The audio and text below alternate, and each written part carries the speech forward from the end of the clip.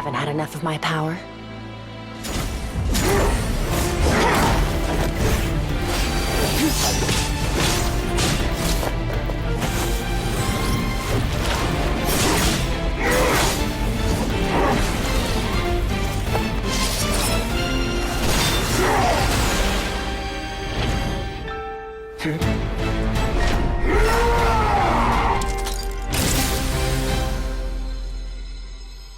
Well then, let's see how much more of this power you can handle.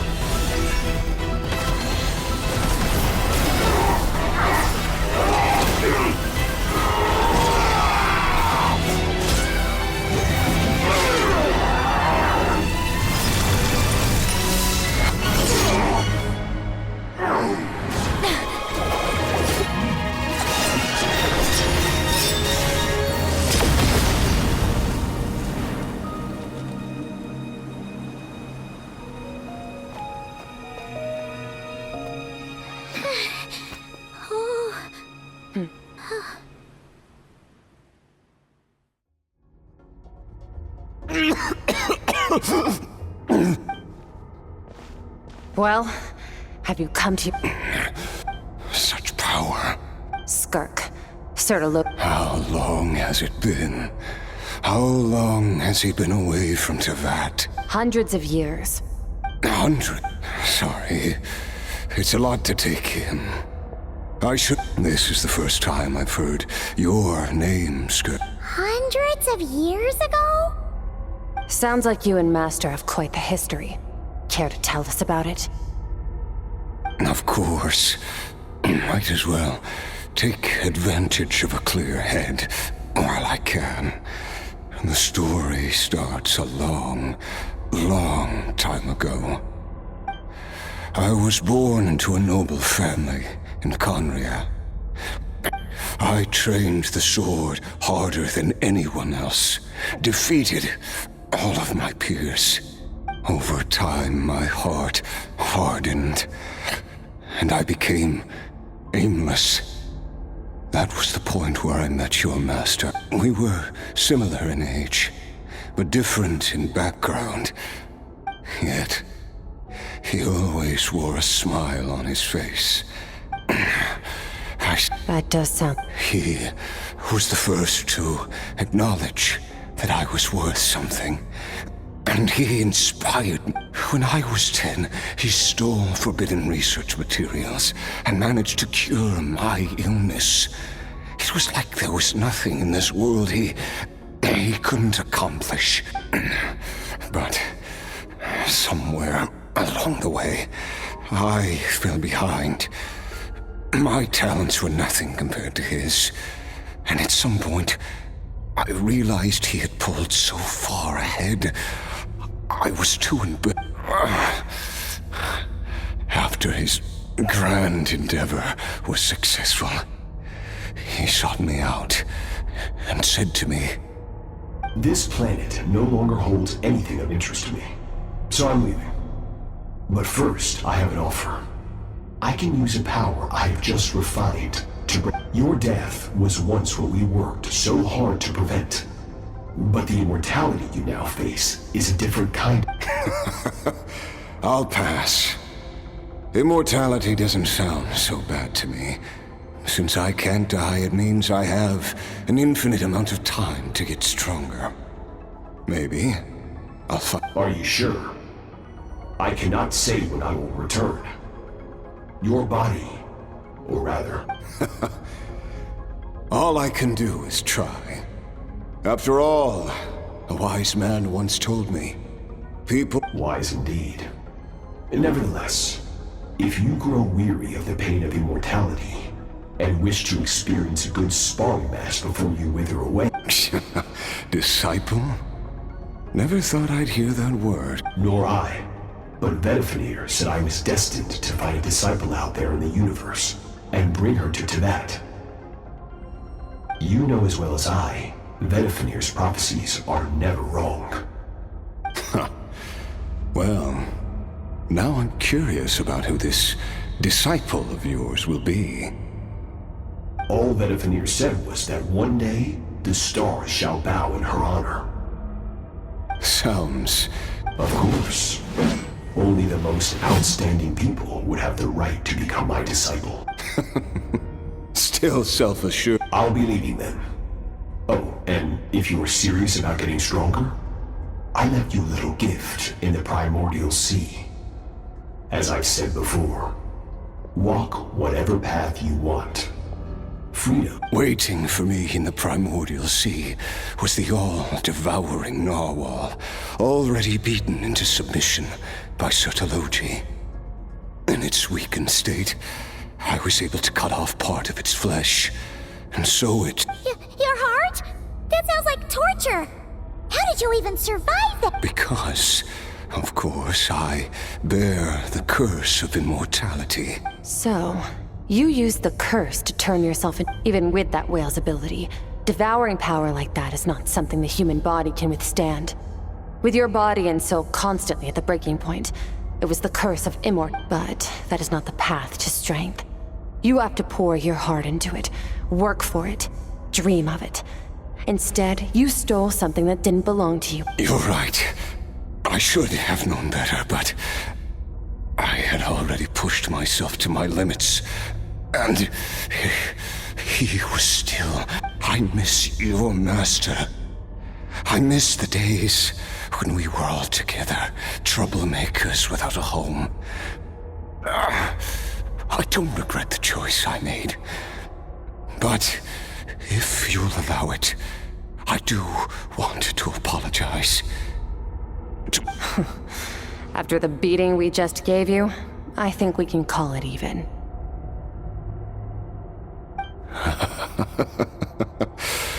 You're an interesting one as well. Sertologi's disciple. That's a lot to live up to. It can't have been an easy experience. I know what he's like. He rules with an iron fist, using despair and fear to force you to catch up to him. All the while, we're like mountain climbers in the dark, never knowing how much higher we have to climb, or when we will see the sun again. True. But I made up my mind long ago. No matter how dark it gets, I will not give in to despair. I will overcome it. Besides, after hearing your story, I suspect what Master really wants is not a battle that demands his full strength, but rather a defeat without regrets. Oh? Since you're his friend, you must have some things in common. First time we came here, when you stabbed me through the fog and stole my power, I felt no emotion coming from that spike. But when you had to devote all your strength fighting me just now, I could feel joy and passion emanating from your blade. It was the joy of a researcher discovering the truth of the world, the joy of an artist. Interesting. I'm certain I didn't express those emotions outright, yet you were able to read them from my blade, like a glimpse into my inner world. You're right. That battle brought me an unbridled sense of joy, and my defeat brings me no regret whatsoever. Exactly. I think Master also craves a battle like that. One where his opponent forces him to use all his strength, unlock the extent of his potential, and transcend his own limits. A battle to end all battles. After which, all can come to an end, including, perhaps, his life. For that very reason, good and evil are meaningless to him. He has one purpose, one goal: to complete himself. Perhaps you're right. Perhaps that is his goal.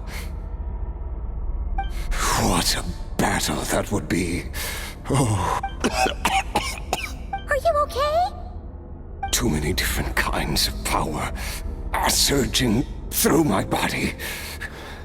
The curse of immortality allows it all to coexist. But this...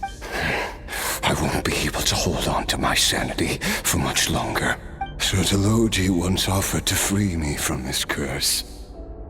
Now... I can, but not through death, if that's what you are hoping for. It's not a suitable punishment for your crime. As an alternative, I can take your consciousness, along with all the power you've consumed, and smash it to pieces. The impurities will dissipate, and under the curse of immortality, your mind and body will regenerate. When that process is complete, you will be back, but it will be a time-consuming and painful process. The decision... I accept. And who knows? I have faith that you'll be... If we are climbers in the dark, it appears the dawn has finally broken for me. But you... At least... it looks... I will reach the top of this mountain, no matter what it takes. And you, Skofnunger, will be my witness at the end of all things. It's finally over. Let's get out of here. Huh. At least we don't have to make a mad dash for the exit like last time.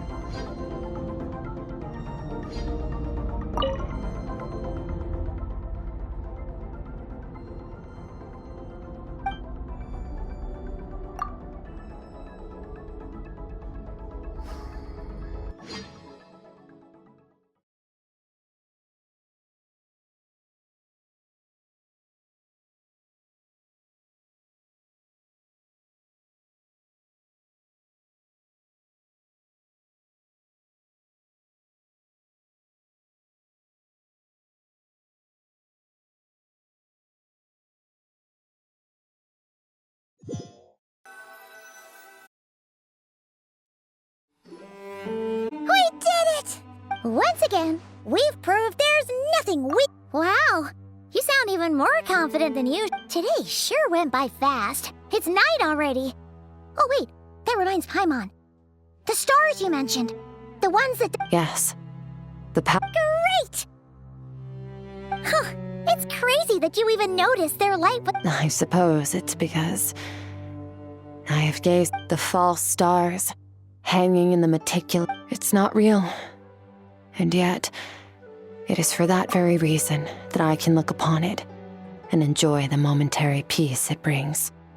Even the most beautiful of bubbles has to burst. Time marches ever forward. Though we gaze upon a false sky, its vastness and majesty is palpable.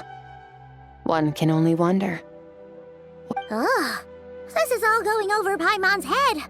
But if she knows one thing, ever since we met, he has filled Paimon's days with happiness. No matter how tough things get, if it's too big a job for one person, then we've met so many amazing... I suppose when it comes to you, well, I should be going. Now that my power is no longer isolated from my emotions, I need more practice to get used to it. I suppose fate will decide. Maybe we'll bump into each other on the street. Or maybe we'll reunite on a different planet entirely. Regardless, reunions and partings are but passing moments. More than anything, I hope that at the end of this journey, wherever it takes us, one without war, pain, for this, we must all work to become stronger. Goodbye, traveler. Remember your training. Bye!